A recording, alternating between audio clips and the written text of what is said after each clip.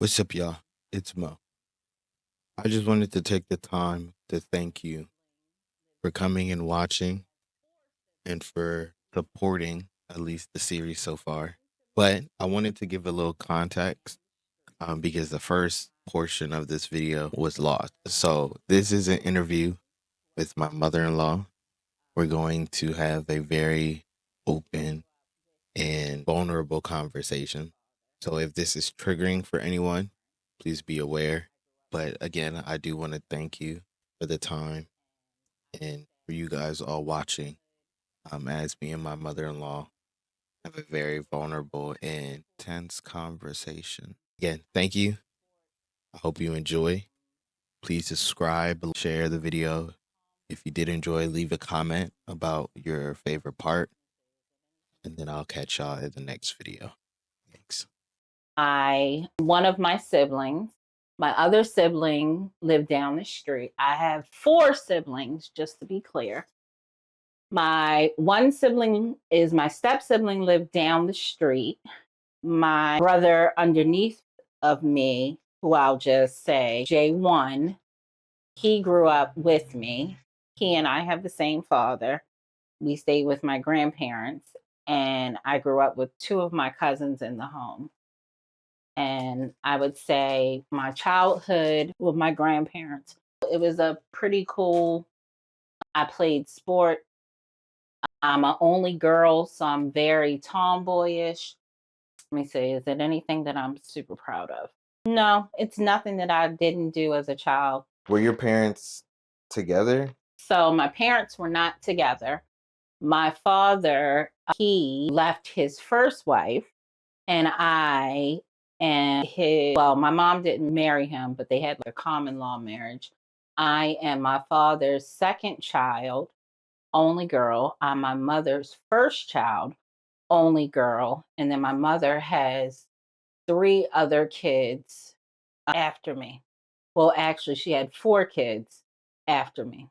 And as far as I guess, the families that you were living with or raised with, how was that dynamic between y'all? Well, let me see. I'm raised by my grandmother because there was a time my mother was addicted to drugs and everything. So I live with my grandmother because I and my brother, J1, live with my grandmother for that reason. And it was pretty cool. But on the weekends, I would always go see my mom.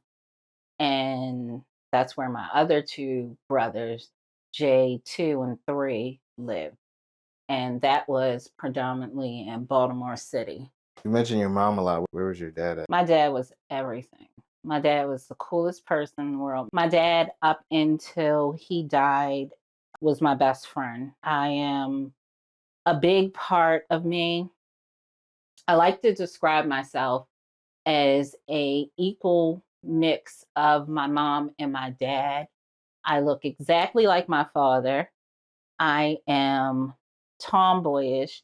My father taught me that being a girl was not an excuse. I'm not raised to be dainty.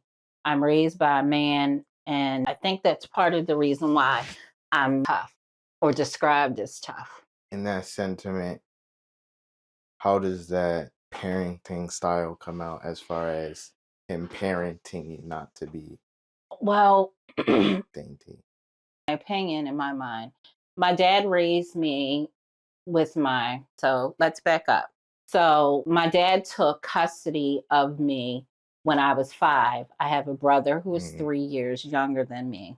So he was 2. We go and we live with my grandmother. My dad was like, he says to his mother, listen, I need you to help raise these 2, Mhm. I and my brother. And my grandmother at first was like, I ain't doing that shit. That's not working. We're like, this is too much. But my dad was like, listen, we got to do it. At the time, my mom was leaving us in the house by herself. She was drinking. Me and my brother, but me more because I'm a female child, was exposed to a lot of stuff that I shouldn't have been exposed to at a young age because of my mother's fight with addiction. Now, my father did the best he can he could. And I appreciate everything my father has done for me. But I also realize I'm a strong believer in destiny, God, and God. I do believe in God. And I believe that everything that has happened to me in my life has happened for a reason, one. And two, I strongly believe that, let me see, how do I say that his parenting style for me, where he would lack or what was lacked in my life, God has always sent someone in my life to show me. So growing up, although I didn't have a positive model for a mother at the time, God would send me an aunt, or he would send me a neighbor, or someone would always look out for me. And even in my wild years, I've had a million people, cousin, aunts, neighbors, people who have just stepped in, like, hey, wait a minute, that skirt's too short, Missy, or you're out too late, that's not going to work. And I strongly believe that I've learned lessons through that. But I was a child who had to touch the fire to burn. You could never tell me that it was going to burn me. I had to definitely touch it to see that it was hot. So I Mhm. learned my lessons like that. Sorry to Uh, ramble. it's not a problem to me. In that process of growing up, in hindsight, well, let me ask this: How is? I'm guessing your father's not around any My longer. father died in 2006. First, no, he died 2007. My grandmother died, who I'll just say, my grandmother, we called her Sassy because my grandmother was mouthy and feisty. So we called my grandmother Sassy. So Sassy dies September 2006. My dad, he died January the 20th, 2007. I'm going to tell you this because I think this is important, and I want Nasir, oh, I'm sorry. I want Nasir to know this. So, day that my dad died, I could feel it. I went to McDonald's, I got some chicken nuggets, and I was in the line for chicken nuggets at McDonald's. When you see this, you might not even have McDonald's, hopefully. But I'm in the line at McDonald's and I'm like, wow, something don't feel right. The sky was cloudy and it was just like cloudy. I'll never forget this sun, the sky. So I was waiting and my phone rang and I picked up the phone and it was my mother. And my grandmother was living at the time. And my grandmother and my mother were like, hey, get up here. My dad lived alone. Get up here. Something's wrong. Get up here. Now, I could feel it. I'm like, shit. Now, I am a cheap person. I got out of that line, left my food, drove up there because I wanted to prove myself wrong. This icky feeling, just this whatever I had going on was wrong. So I get up there, I walk in the door, catch the elevator upstairs to my dad's apartment. I step off the elevator and I had a key to his home. No one could get in there. I went to put the key in, and my grandmother was like, absolutely not. She kept saying, my grandmother calls me Piggy. She said, Piggy, don't do it. My mother, she was right behind her. And she said, no, don't do it. Let somebody else do it. And I was like, let somebody else do something. Do what? And my grandmother was like, don't open the door because something don't smell right. Don't do it. Mhm. So I went and I could feel it. So fast forward, he had died. So I call these people, the mortuary, they come to pick him up and everything. Now I have to clean up. So I finally am going into this place. So I walk in and I'm looking. Now, mind you, I just been there 3 days prior. My dad always drank V8. He always wanted this nasty can of V8. It's tomato juice. He wanted that, and I brought him something to eat. And then I ran onto the elevator, and I forgot to say I love you. And the can was still on the table. And you could hear, well, when I was at the door before they took him out, you could hear his wheelchair hitting the wall because it kept on, the wheelchair was hitting the wall because he was in an electric wheelchair. It hadn't went off. For 2 days, my dad laid dead. You could see it coming. When people die, the position that they die, your body sits in the position that you're in, but it leaks out of any hole on your body, leaks your body fluids. So everything was on the floor. And I just walked into that apartment and I could see everything in the floor. I could see the tomato juice. I could see just everything, but I just couldn't see him no more. So then my dad dies in '06, and my mother's relationship with me becomes closer. Now, because of my mother's history of drug use and that and all this stuff that my mother went through, me and my mother were okay, but we weren't close. I still was not trusting of her. I forgave her, which is an important thing. I forgave her for things that she had did in the past, but our relationship just wasn't as close as we were close, but not like we were when she passed. So my dad dies in '06, '07, January '07, and my mother dies 7 years later, October 2014.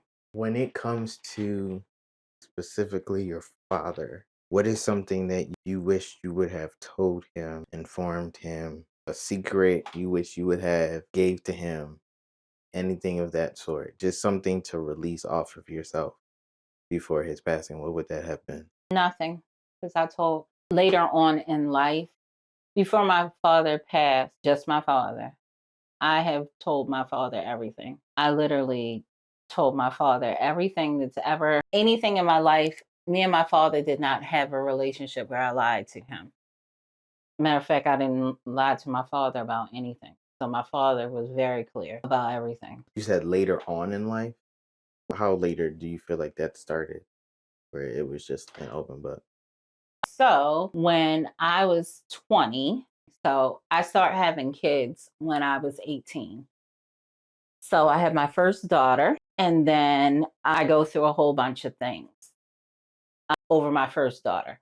Hmm. And a lot of it was postpartum, stuff like that, depression, but also the trauma of everything that was going on in my life brought to the surface that I had been molested as a child. And at that point, I had to tell my father everything because it was falling out slowly. Like I was losing it, and my dad just found out everything at one point. And that was at 20. Okay. And how was he with that information? Because I would suppose releasing all of that could be very emotional. How was your father when it came to emotional awareness, when it came to maybe not even just that information, but just you as a whole? My father, when we sat down and talked, because I had been put in the hospital for trying to kill myself. So at that time, they called my father to come up, and my mother didn't come, but my father came. And it broke my dad's heart because my father literally did everything he could to raise me. He kept a job. I might not have had steak for dinner, but he made sure that we ate. My dad took really good care of me. So Mm. whenever it came to surface, it broke his heart. He felt like he failed me. But at that time, I told my dad, "You didn't fail me. Life is what it is. I forgive you for not being the parent that I need you to be, that I thought I needed you to be. And I'm grateful for the parent that you are." You said that at this point in time you had already had a kid, right? I had my eldest daughter, and I was going through a whole bunch of stuff. I was fighting. I was smoking just weed, smoking, fighting, drinking, fighting, Why you committing keep armed saying robberies. Uh, fighting who? Why you oh, keep just saying fighting? What, like, because it just felt like for 3 years, all I did was drink, fight, go to jail, drink, fight, get drunk and fight. Actual physical Oh, my dad thought I should go into M&A or something because he was like, "You." M&A? He thought I should be a professional. And He thought my dad used to tease me and about it. He used to be like, "Girl, you need to," because I don't know. At one point, that was a thrill for me because I was so aggressive. you said that spiral came through the incident and traumas of your first child. What exactly was it? Or if you want to talk about that, but what No, I'll talk about it. what was it? What exactly caused this whole spiral? Well, my daughter ends up living with her dad because I get locked up for beating this girl up because she had stabbed one of my friends. But the man who I had a child with, my oldest daughter's father is my high school sweetheart. And he came from a, let me say, financially better family than I came from. Mm. And he came from college educated people, stuff like that. Mhm. But A white dude? he's black and Indian. And his family just thought that I was trash. So they caused a lot of problems between me and him. We argued constantly, we fought constantly. We robbed people together. Me and him did too much. But long story short, he takes custody of my daughter because I went to jail. And he just basically sold me out for my daughter. And it fucked me up. It ended up trying to kill myself over it. I didn't know what to do. That's the first time I ever physically, as an adult, had to go to court. And it got real quick. And I gave up because I felt like I'd be fighting for the rest of my life just to prove that I was a good mom. Do you still have resentment or anger towards them for that?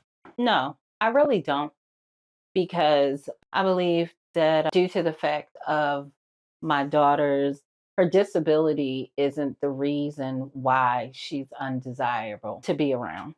The reason why my oldest daughter isn't around is because her attitude fucking sucks.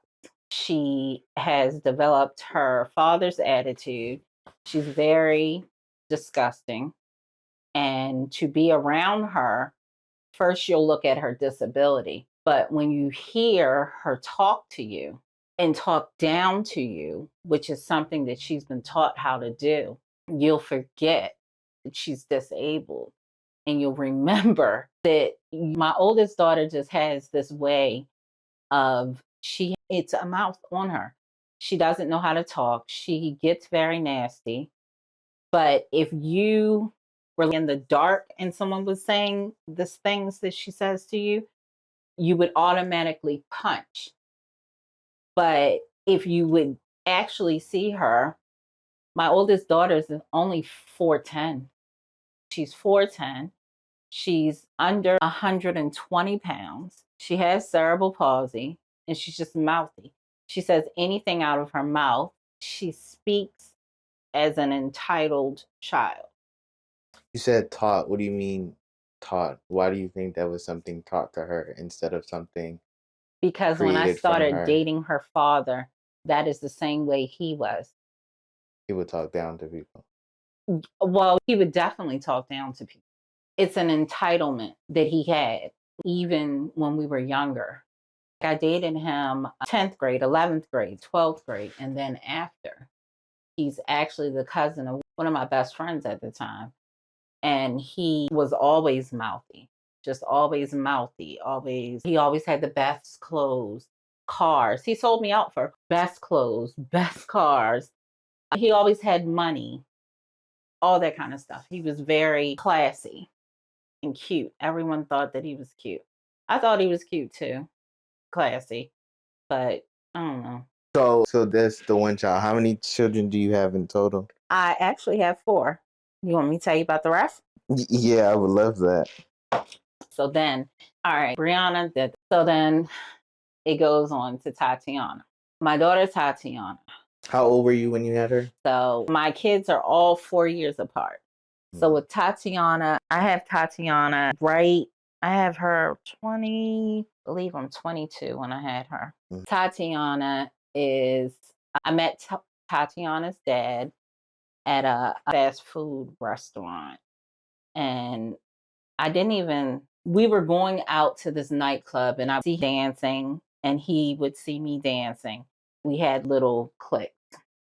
Well, he had a little clique. I had a whole, my clique was, we called it a squad. But, oh, do you want to know what's. No, just continue. So we were part of this little squad. It's like 10 girls, and we would just be getting in trouble and whatever. But I could see him, he was always dancing. And when you interview him, he'll tell you that his nickname was, well, I'm going to tell you, Freak Furley, because he would always dance and he's very good on his feet. He dances, whatever. So I've been looking at him, but I wasn't interested in him. But I was looking at him. He wasn't my cup of tea. So one of my friends was talking to his friend, and somehow, whatever, we hooked up. My friend was like, it started as a one night stand, just to be honest. And my friend was like, well, I don't know. Da, da, da, da. I was like, yeah, whatever. He ain't special. And we ended up staying together for 3 years. So I get pregnant with Tatiana.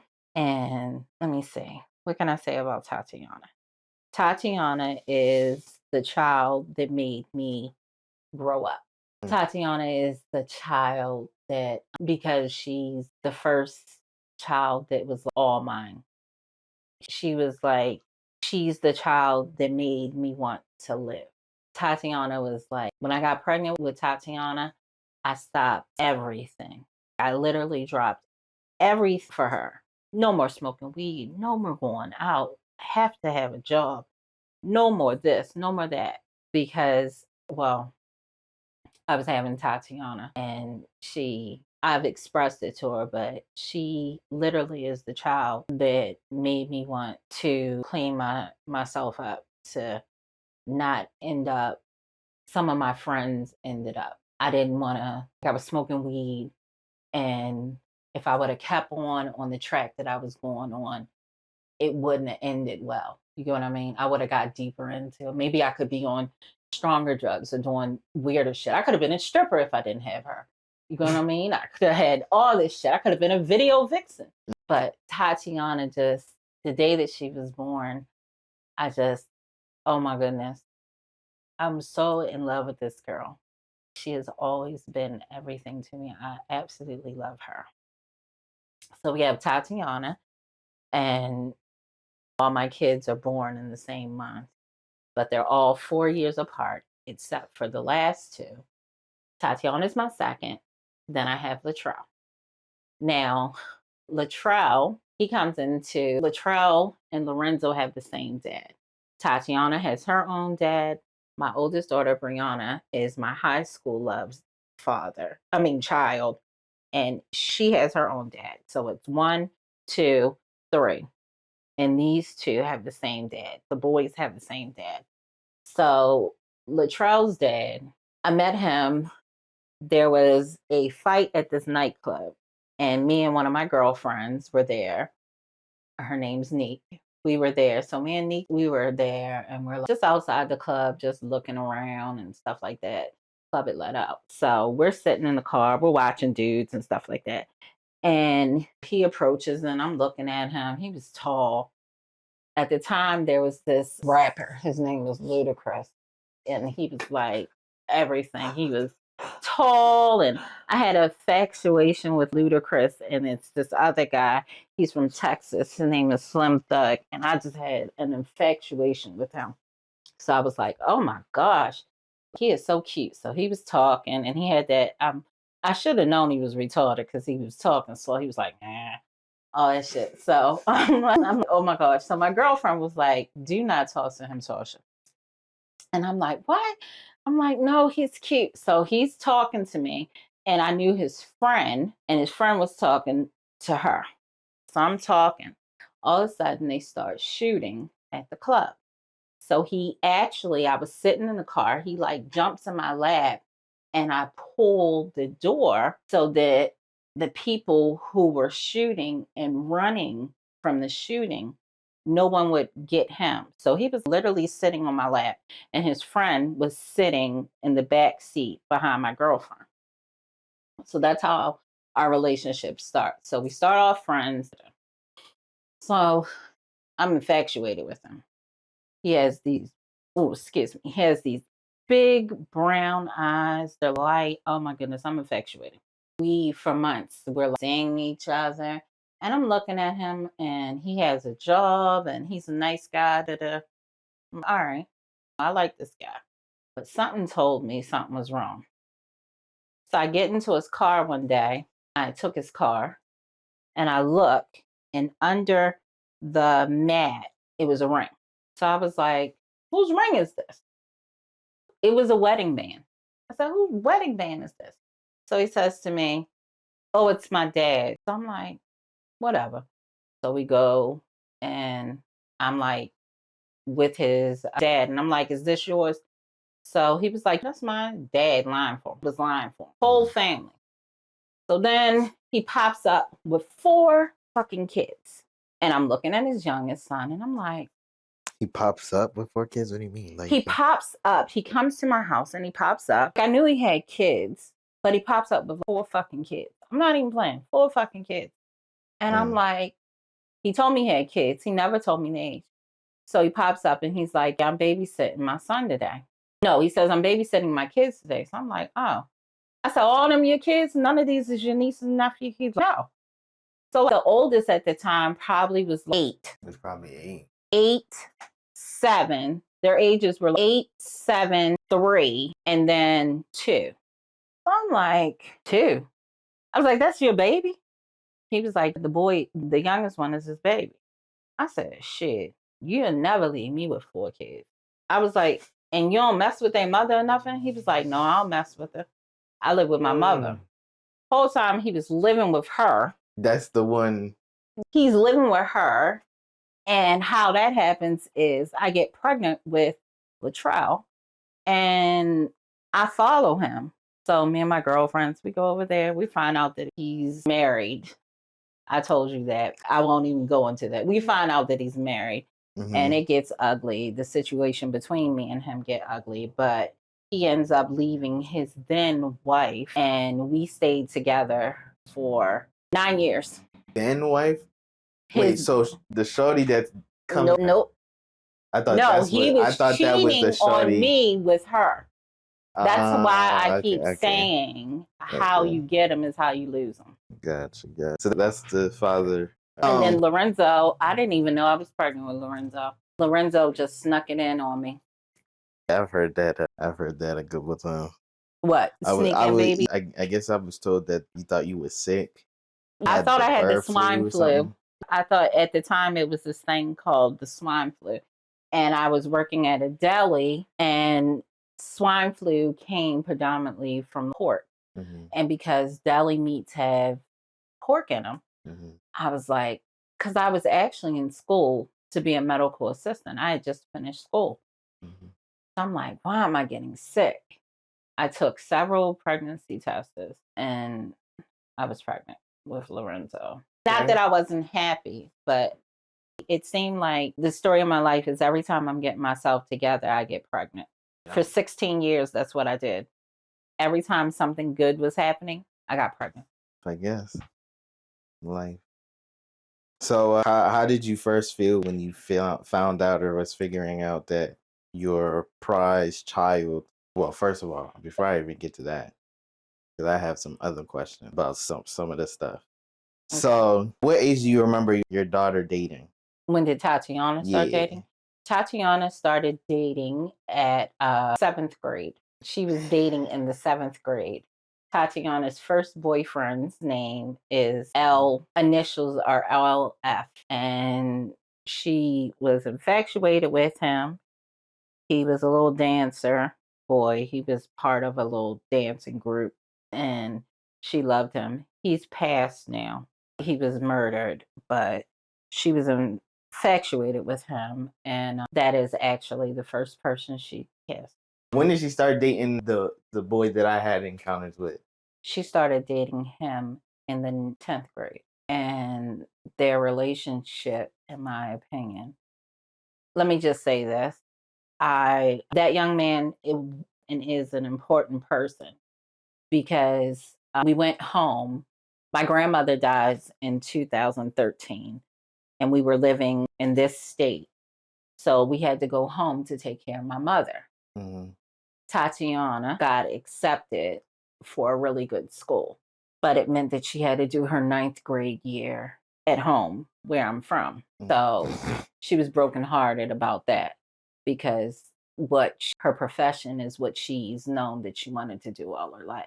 Mm-hmm. So we come back up here after 9th grade year, and she ends up, I wrote to get her back into this school. So she gets accepted for this school. She meets this young man. But before that, this was the first month of school for her. That summer was our worst summer in life because my brother, J3, no, J2, had got shot and murdered. And she ended up becoming it broke her. And then that was June of 2014. And then October of 2014, and you probably know this, my mother died. And she was super close to both of them, extremely close. Tatiana was always everybody's baby. And she just became you could tell that she felt like alone. So the young man, he came into her life and he made her start going out, start doing things, start getting out the house again, help with her depression. They trauma bond. And it really helped her because I was scared at the time what would end up happening if she didn't have someone, because she had so much going on mentally that she didn't talk about. So that relationship for me was a doozy because they thought they were Bonnie and Clyde for a while. I had to break up a lot of bullshit with these two, but The stories that I've heard, it was like Miss. I don't want to say her name. With King Von girlfriend, it was like that for they a had a lot while. of shit going on that I didn't know at the time.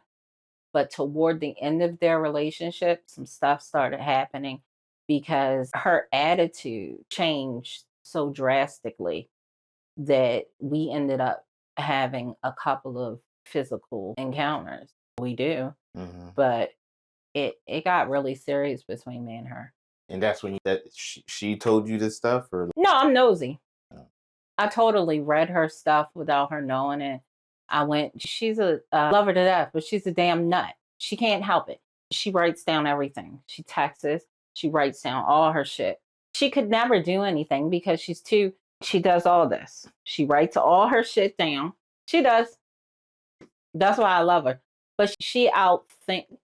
At one point, I wouldn't be nosy, but once I started being nosy, like intersecting her messages and stuff like that, Mm-hmm. I was finding out stuff. I would just read stuff, act like I don't know. She kept a diary forever. I used to read her diaries when she would go away. I would read her diaries just to see what she was doing sexually. I know about pregnancy scares that she don't think. I know about so much shit. Can we take a break? Yeah. So a lot of the stuff you said you figured out because you was snoping through her shit or whatever. I used to sneak through her, like snoop. She writes everything down and stuff like that. She's always been like that. So I figured out a lot of stuff that had to do with that relationship because that's her longest relationship, but it's also her most dramatic relationship. So how long, if you was snooping into her shit, how long until you figured out that I guess I was in the mix somewhere in there? Oh, so she had the good job, and this is after high school. And after high school, I didn't snoop, but she was already talking because I thought the relationship with her, I thought they were going to keep doing that roller coaster thing that they were doing. They have to get back together. Then I find out she's on what she was on, and I'm like, Ty, be careful. I don't want you to meet any crazies, and you don't know. They might be sex offenders and stuff like that. I'm saying this for a reason, and you know why I'm saying it. They might be sex offenders. Oh, because I totally thought that you were going to be a sex offender. Oh, no, I didn't. Oh, my goodness. I was so mad at her for dating you. Please, I did not trust you. Finish. And I knew she was talking to other people. But as far, I know y'all were talking for a while, but I just did not know how often y'all were meeting up and all that kind of stuff. But I can remember the first time I met you. It was a very colorful experience. It was. Oh, no, actually, no, I don't think that was the time that you met me. I think that was later on memory that I have. Do you remember how we met? COVID. Yeah, but the instances of what happened that day. The argument that took place between you and someone else. No, that wasn't on that day. How did we meet then? You tell me how we met. We met because I was trying to meet Tati. I was getting to the point where I was tired of talking on the phone. Mm-hmm. And I had asked her.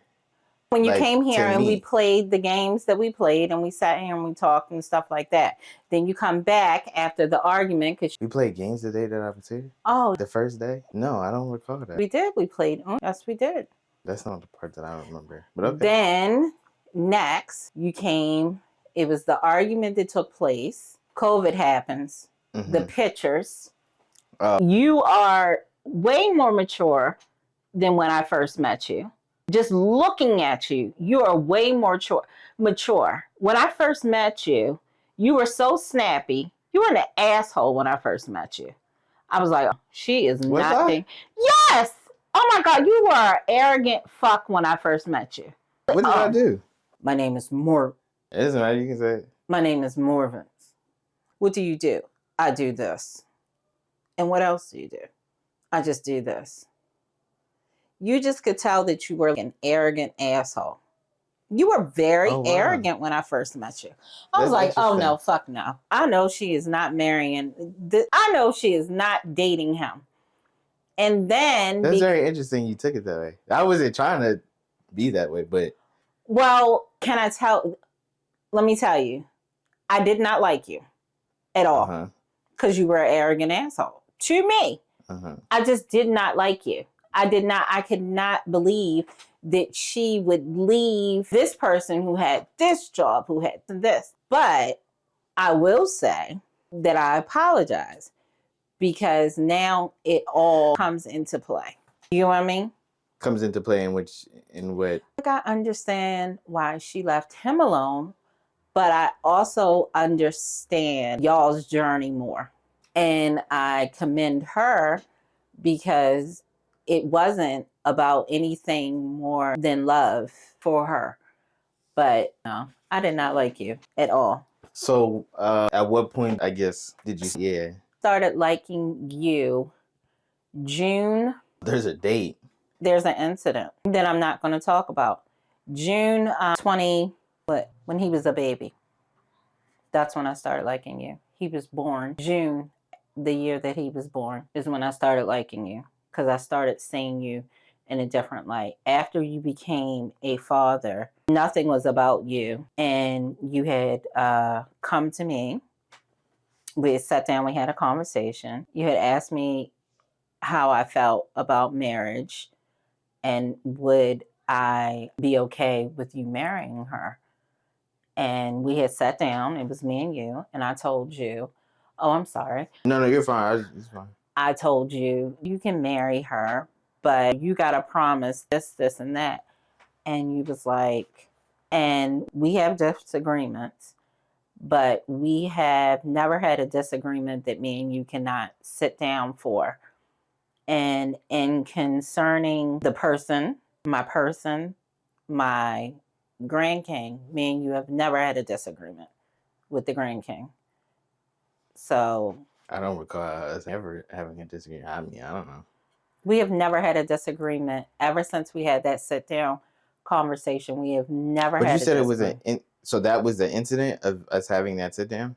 Or that's why we had that sit down. She went back to work. She doesn't continue to work. and you was like, I want to ask you a question. It was June of that year. You said, I want to ask you a question, Miss Tasha, just before she goes back to work. And I says, and you asked me if you could marry her. It was right before her birthday. That June, you asked me. In this house, this living room. No, I remember asking. I just didn't know That the was incident June. of what made you like me. That happened. Come on. Everything. Good questions. Mm-hmm. What do you mean? The ones that you thought that I wouldn't answer. Oh, no, you've answered them. Oh. I could tell you was very emotional about answering them, but you've answered them. I don't think there was anything. No, there's something you passed on. I don't know what. Oh, it was. But most of them you've answered, which is good. It's good. Okay. But so you didn't like me when I first came in. So we're going back to. So then, how was your sentiment when it came to a lot of the back and forth that me and Tati had around the time that she was pregnant? Can I tell you? I do. So first of all, her attitude while she was pregnant was ridiculous. I never want her to get pregnant ever again. Chemically, she is unbalanced as hell. She is batshit crazy. Mm-hmm. I do not want her to have any more kids. Let's just throw that in the air. Because she's back and forth because she's never failed at anything. And no one has not ever loved her instantly. Because someone made her feel like she wasn't loved, she just went crazy. There's a period there. But I see you looking up. Because I don't, my views are on. Because that person for her, if that person from the beginning was accepting of her, and you understand, she would never second guess herself. Because she, in previous relationships, Tatiana has been liked more than the actual other person's child. So you're saying this was the first time she wasn't given this grand, and it fucked with her. Because it's like, wait a minute, why doesn't this person not like me, Mom? That nobody doesn't love me. That really fuck with her. Whether you know it or not, that fucks with her to this day. I know it. But not as much because of the stance that you've taken in life. That it is what it is. And no matter what, this is my family first. And then we'll go forward with all that. That's not my stance. No, that's what it feels like. My stance is... you stay out of their bullshit. It's not that I stay out of it. It's that you will be very surprised. I mean, granted, you haven't met them. But throughout this time of spending these last 5 years with all of you, especially, you will be very surprised that you two are very similar. Really? Yes. It's very scary to me. Oh, I'm sorry. I didn't realize that. Well, our day is coming. It's coming soon. It's coming soon. And I say that because the way that you had said about your dad, he wasn't the parent that you envisioned. Because everyone, let me get myself together. Because everybody wants their parents. I'm sorry. Everybody, so when you are a child, you see images, be it in TV or now for y'all, social media, books, whatever, social media, everything, all that stuff. So you see your ideal parent. So your ideal parent is growing up, my generation. I wanted my mom to be like the Cosbys. I wanted our relationship to be the Cosbys. I wanted my mom to have a job where she got paid and all this cool shit. I wanted my dad to be this cool ass person who did all this stuff. Now, even the sweet potato pops or whatever. Yes, I wanted. Oh no, they're pudding pops. I wanted all that. Pudding pops. I wanted all that in life. In actuality, I'm raised by a community. I am. What does that mean? I don't know if I moved out when I was 16. The first time I moved out of home, I was 16 when I moved out. I moved in with a house full of girls. We lived in one of my girlfriend's abandoned dead grandmother's house. All of us took a room. If you didn't have a room, you slept in the living room on the floor. That was like we were just doing anything. I am not, I'm raised by community.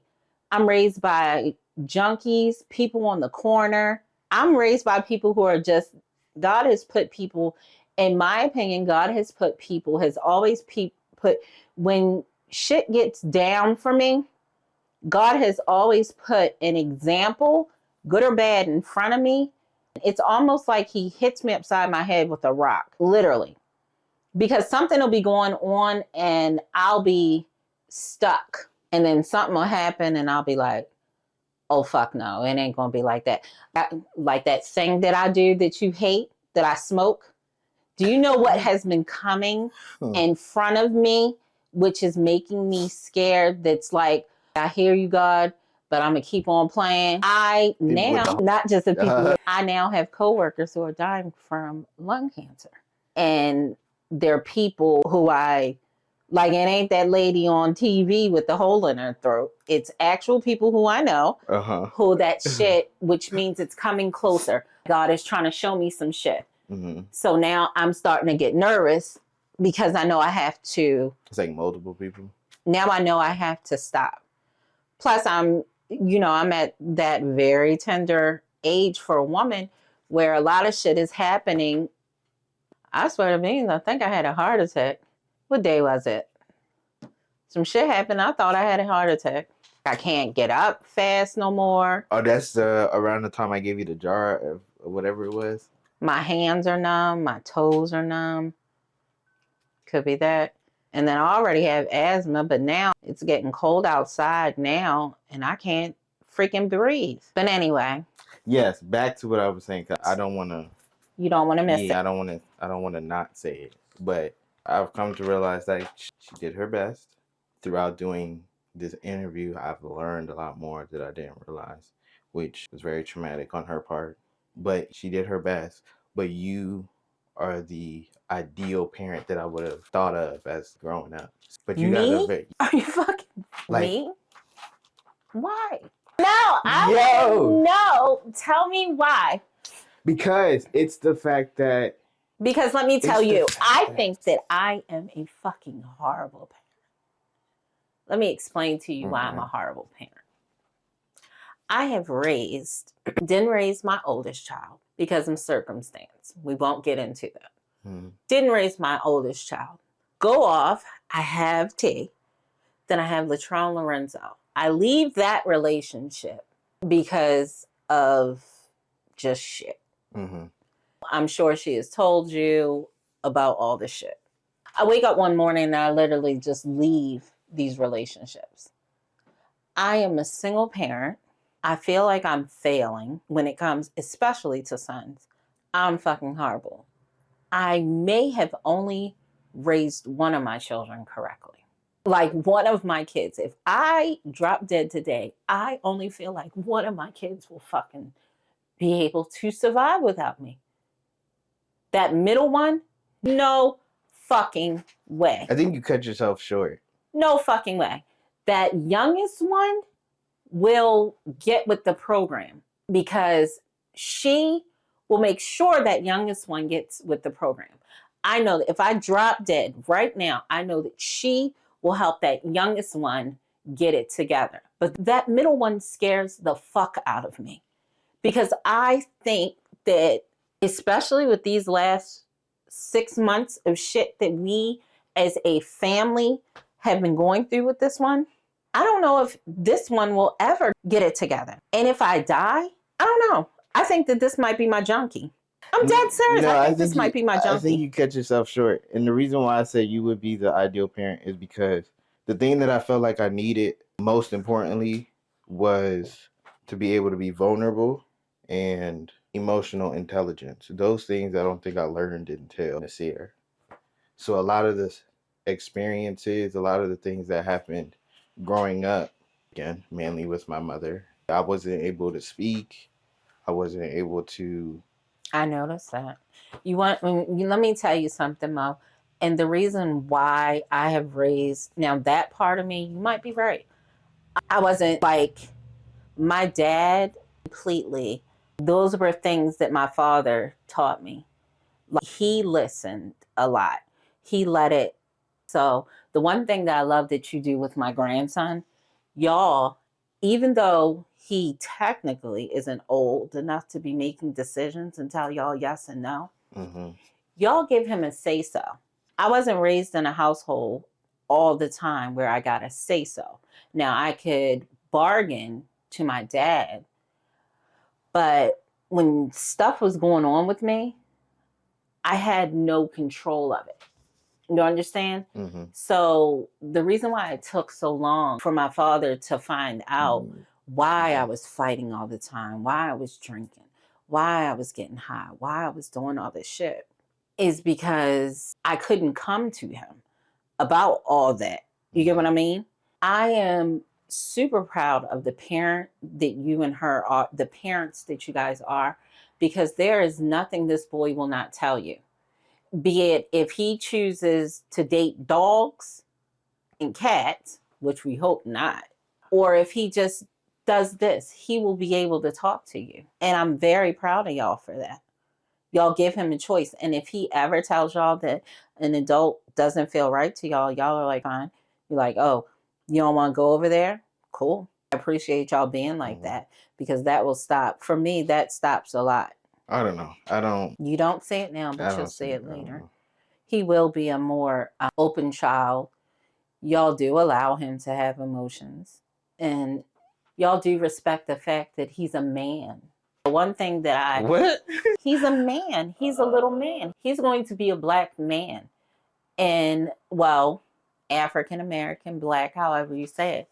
The one thing in this culture that I don't think that we do enough is allow our males, to have feelings or show their feelings.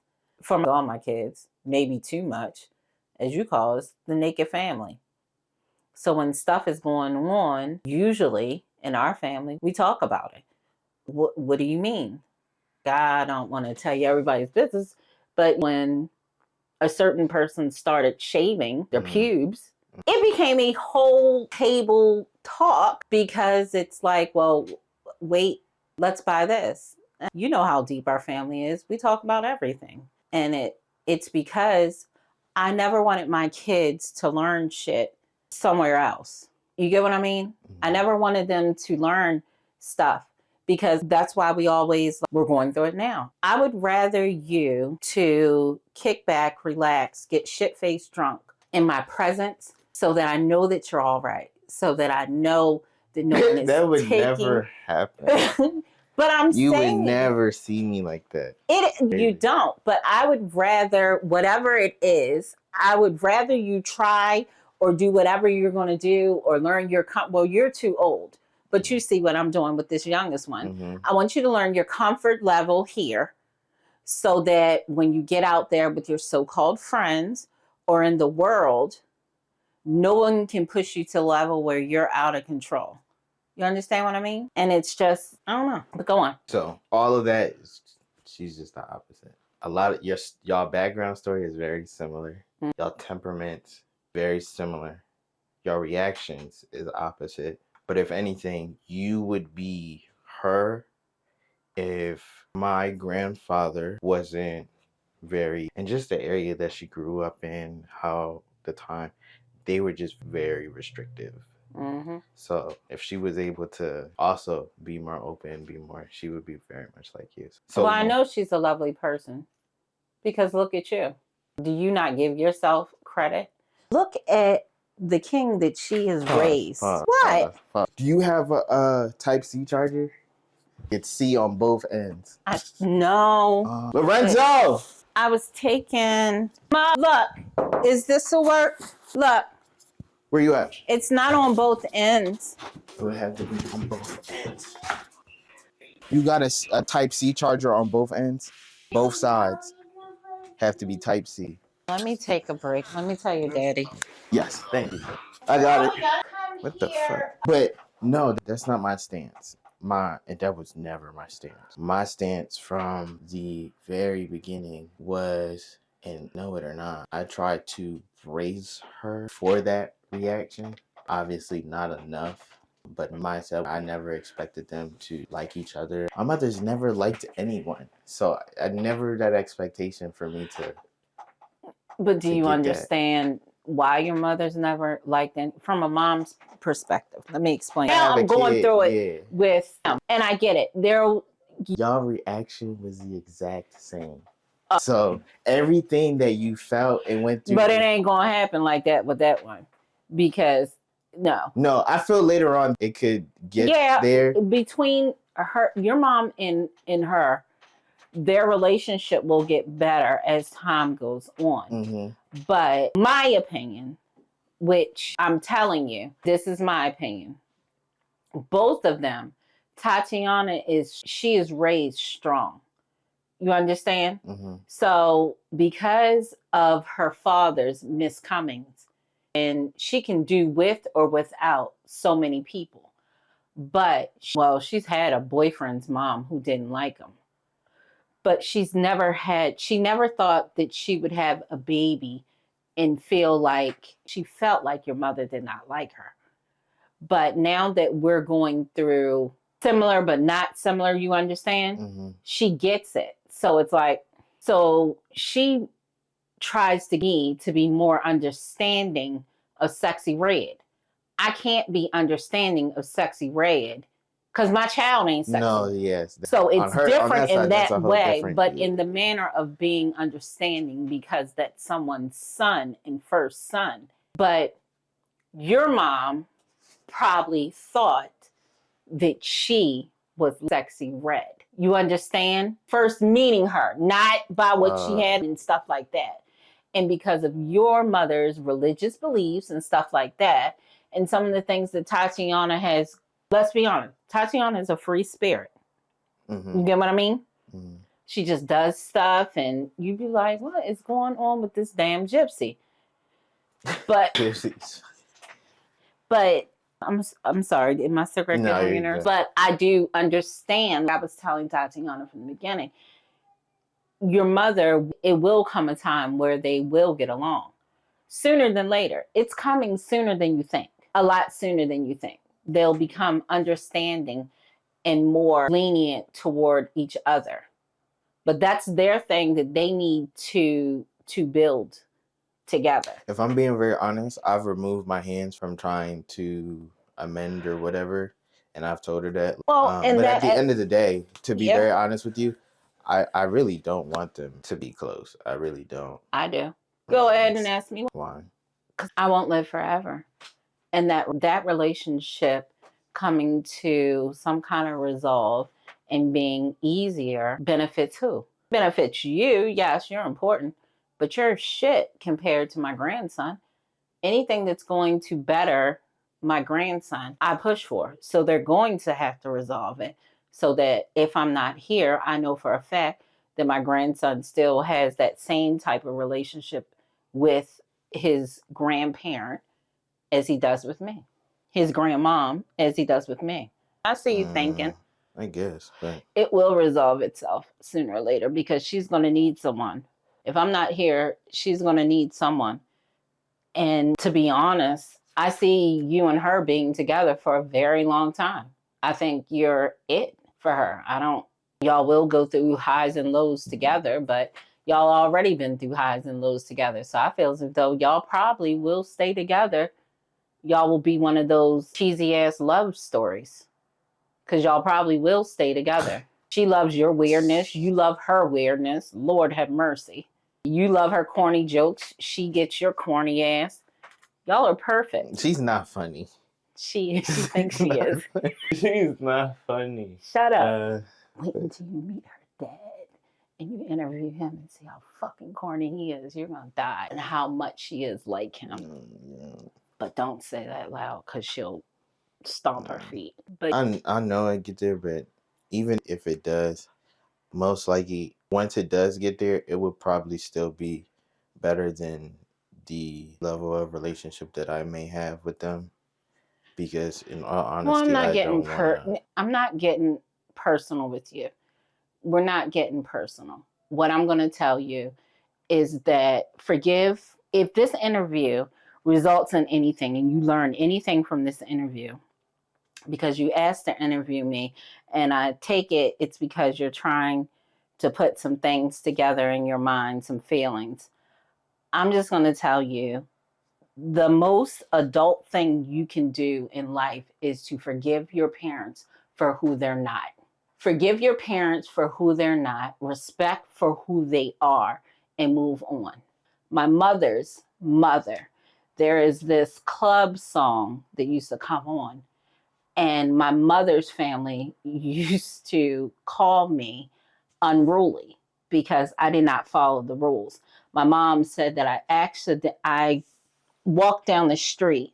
I was on Reading Rainbow. The just went like this, and I just stood there as if though I floated. Never had any repercussions for anything. I've been an adult all my life. I've never been a fucking child. That's why I'm so goofy. I've never had a chance to be a child. I've always been forced to be an adult all my life. So that's why I'm so goofy right now. If you want to be realistic, why does she always play football? Why is she always running around and flying kites and doing stuff? She should be somewhere doing this and doing that. That's because I was doing the grown-up shit when I should have been a child. So now my free child time, and especially with my kids, and now that I have grandkids, but one grandson who is like, he is actually the grand king. He is all I think about in life. He probably, if I ever lose my memory and get dementia, he will probably be the only person I ever fucking remember. Seriously, because he is that big. I dream of him. I dream of his future. He is everything to me. He absolutely is everything in this world to me. And I love him with everything. There is nothing, that boy in life, he will always be an important part of me. Mm-hmm. So if I lose my memory, someone will flash a picture and I could tell you exactly what he had on in the summer that me and him were dancing, and I can pull up every video of him I have. I save videos of him, and I watch him when I'm depressed and I'm sad, because he means that much to me. He's like everything to me. I love that boy. The one thing I want you to do is to remember to forgive your parents for not being who you want them to be. It's important that you learn that. You technically, age wise, are an adult, right? Mm-hmm. You're adult. But the most adult thing you can do in life at any point in your life is to forgive your parents for not being who you thought they should have been or who you needed them to be. Because sometimes they just cannot fucking be that. My mother could not be the mother that I need. I needed her to watch me. If she would have watched me, I wouldn't have been molested. And that's cut and dry. This is how life is. If she would have watched me, that wouldn't have happened. You get what I mean? Mm-hmm. I wouldn't have. I think of the opportunities in life that I miss because of the anger that I held for her. But that lady's conversation changed the way that I looked at my mother, because I thought that my mother could turn it on and off. Well, she couldn't turn it on and off. Mm. And that lady, in that half an hour, she taught me that what you see or what you think you see in a person, that there's a backstory for everything. Be if it's a person's drinking, they're smoking cigarettes, they're whatever in life that you perceive as negative, or some of this shit that you perceive as positive, there's a backstory to that. It's a reason why that person does that. You get what I mean? Mm-hmm. And if it irritates you, take the time to have a conversation with that person and learn about their history, their past. It forced me, when everything calmed down, to find out why my mother failed me as a parent. I learned by the time I was 25, I completely had thrown my hands up and forgiven my mother after I had Tatiana and everything, because I learned a lot of stuff about my mother in life that changed my perception of her. I had to, it's not that I felt sorry for her, but I had to recognize that she basically did all that she could for me. But she could only do what she was taught to do by my grandmother. My grandmother only did what was taught to do by her mother, and so on and so up. And in order to change the cycle of shit, I have to be the person that says, you know what? I forgive you, because my mother never forgave her mother for being a shit parent. Forgive you for not being who I needed you to, for not being the person who I needed you to be. And in order, when I forgave her, it's not like it happened overnight or magically. It released the energy in me to become the mother that I needed to be for Tatiana, him, and him. So that really changed my life. That's one thing that changed my life. Another thing that changed my life, I had a boyfriend, he died young. And I had this boyfriend, he died young while I had this, what? He changes my life because when I got locked up, he says to me, I come home and everything, I'm on house arrest, and he says, let me ask you a question, Tasha. All your life, what are you going to do when you get old? Wow, I'm like, the fuck do you mean get old? Because I didn't expect to live past 21. He said, there was literally, I wish my parents were living. They could tell you, no one expected me to live past 21. It was just a lot going on. So I was like, what do you mean? He was like, what happens when you're no longer pretty? What happens when you're fat? What happens when your eyes ain't that? And I was like, what? Oh, all my life. At that time, I thought I was going to be Lil' Kim forever, video vixen or something.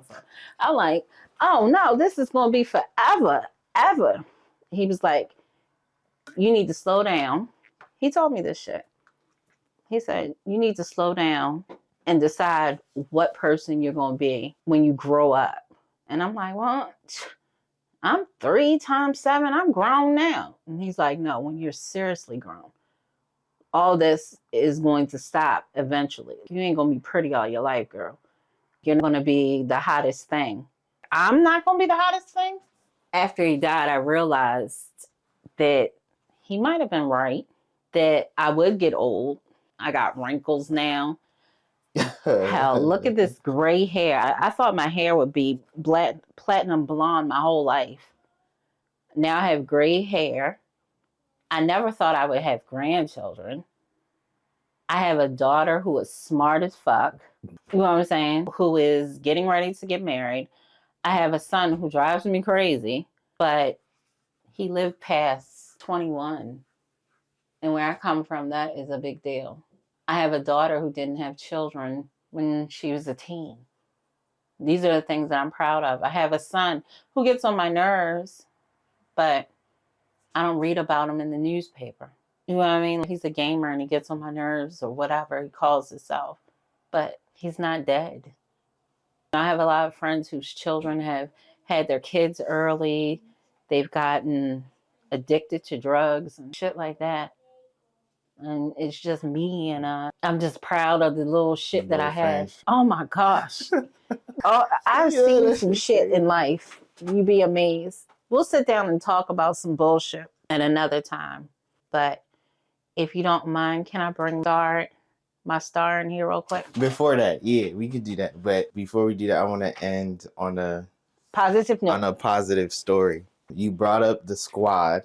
You don't have. You can. How many of them? What was how many? So you want me to tell you about the squad? Yeah. All right. So. No. Just how many people was in the squad? All right. So, Big Lip Sisters. We had. I'll just call her. No, that's hard. We'll talk about the squad in a minute. It's 10 girls. Okay. We're all from the same community, and we used to get in lots of trouble together. I'll tell you a lot of stories about them. Matter of fact, I'm gonna make one of them come up here so that they can tell you, because that would make you really laugh. I love to see you laugh. I love when you meet people who know me, family members who know me. When you met my brother and you saw the relationship between my brother, I saw you laugh. That was the funniest shit ever.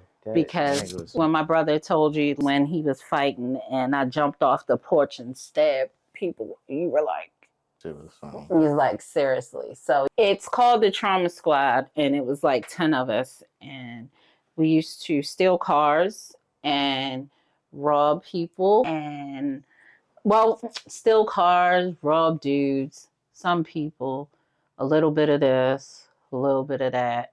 We are all, no, we're not all living. 2 of us have died. We all have a whole bunch of kids now.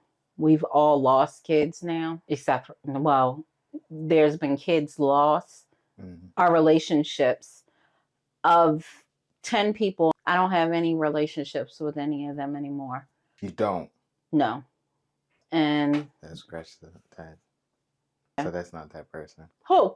There was a lady there. I don't want to go too deep into it, but there was a lady during the baby shower that had pulled up. No, that lady. Oh, the one who pulled. She pulled up in the car. She had shade. I think she was short hair. Did she bring her daughter in? I don't. No. I don't recall. Oh, she was super loud. I know who. A little flirtatious. That's who I met the boy's dad with. That's my baby. She comes into my life the same time that we'll talk about that later. Tatiana. Stay on the squad. What you want to know about the squad? I want you, and this is strictly just a clip so you could become famous. I want you to tell the story. I don't know if the squad was there or not, or who in the squad was there. I want you to tell the story about how Tupac spit in your mouth. I want you to tell that. So, all right, here's the story. All right, I graduated high school in 1994. That summer, there was this club in Baltimore. It's called Hammerjacks. And we'll call it back in the day. X would come. I am a big Tupac fan. I have a girlfriend. I will screenshot the messages from off of my social media to you so you can add that in with this clip, because time and time again, y'all always think that I'm telling a story when I tell y'all. Anyway, so I had on a peach dress. I had my hair up in a bun. I looked so pretty that night. I will never forget. So Tupac was singing this song. It's called I Get Around. And he was on stage, and the stage was above. When I'm standing, the stage was right here. I had my hand up here. There is a bar right here. He reached down. When he reached down, he was singing. He was drinking out of a E&J bottle. So you automatically thought that when he spit, it wasn't like he spit, but he spit out his mouth. He projected while he was rapping that it was going to be E&J. No, it was not E&J. It happened to be tea. He had tea in that E&J bottle. That's one. But he touched my hand and he spit in my mouth. And it's like he projected. Someone's talking to you and they spit. Did it hit a hard P or something? So it's like this. But he touched my hand. We went home. And I can say these people's names. So my good friend, Andrea H., she was with me. She has been my best friend since elementary school. She was there. I did not wash my hand. I would not wash my hand. The next week, Luke Skywalker. Oh my God. Jesus, my God. Luke. From Oh, Star me so Wars? horny. I don't know who that is. Oh, he is a Miami rapper. Only Luke. 2 Live Crew. Okay. Luke performed. It's ours. We're still graduating. One of my girlfriends got on the stage. She was going to the Air Force, and she took off her clothes on the stage. These are 2 things that happen at Hammerjacks. But the Tupac touching my hand, I swear to God, he touched my hand and he spit on my mouth. I licked my lips when he spit in my mouth. And oh my God, I did not wash my hand.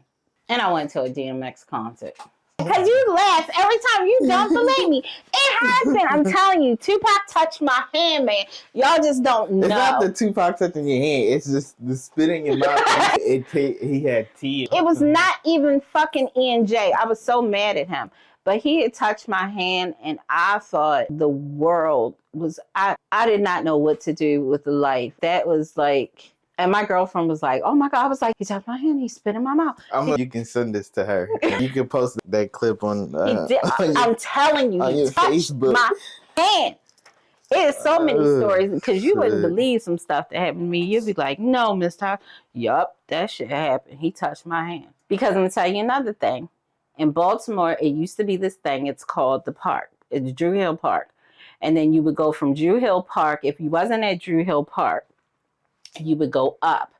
And it would be like, it's off of Cold Spring. It's this McDonald's. You're never going to know where the stuff is. We would hang out at each spot. Me and my girlfriend, Andrea. Dre. So Drea, she had this black box Dodge Shadow with a house speaker in it. And we would start up there because we would walk around to get phone numbers. We didn't have cell phones. We had beepers, but you would get phone numbers. So we would keep them on a memo pad and walk around. And then it would be like 6 girls. Oh, we would break off in teams. And then we would meet up and talk about whose number we got. Oh, you got him. He had that 300. Was you really going to call him? You liked him? And maybe my friend, her name is Cecily. Cecily would be like, no, I ain't really like him. He had a crooked teeth. I ain't like his gold teeth. He was, you know what I'm saying? So we would trade fucking numbers. Then we would go down to Drew Hill Park and we would walk. And it might be like a 2-mile walk. You would literally be walking and then you would come back, Mo. Oh my gosh. It used to be so fun. Y'all don't have that these days. And we had that. We had kitty dicks, disco, kitty dicks. Yeah, kitty discos. We had kitty discos and places we would go, and maybe you would drink in the parking lot and go in. But we had all these under 18 clubs where you might be like 14 to 18. And it would be like all the local high schools would meet in these places, and we would dance and skate and have club night. It was real. I'm telling you. But that Tupac thing, it really fucking happened. I believe you. Tupac really spit in your mouth. All right, let me try. Shut up. Here. Come here. Highness here. How you doing? Good. You doing good? Yeah. You missed your Gigi? What you been doing? Watching Bluey? You're not my baby. Yes. Oh, you've been saying baby.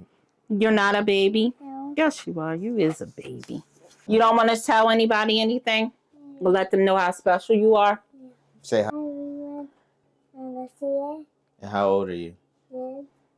How old are you? Hold it up. You're 3? Yeah. What do you want to say to your future self? No, wanna say what do you thank want to you? say? You want to say thank you? What do you want to tell future Nasir? Do you know how That's cool nice. you are? Yeah. I want your future one to know how special you are. That's it. I say bye. What's your favorite toy? Marshall? No, Marshall's please. your It toy? trains. Marshall's your Or favorite Thomas. toy? Which one you like more? Thomas or Marshall? You like Marshall more? Yeah. What's your Marshall or favorite Bluey? color? Blue. Bluey is your favorite between Marshall and Bluey? Marshall more? You like Thomas more? No, I was brilliant one. Blue is your favorite color? No one can see you. Back up a little bit. You got to back up here. Yeah, back up with you. Blue's your favorite color? Yeah. What's your favorite food? Chicken nuggets. Love you. Tell Say everybody. everyone.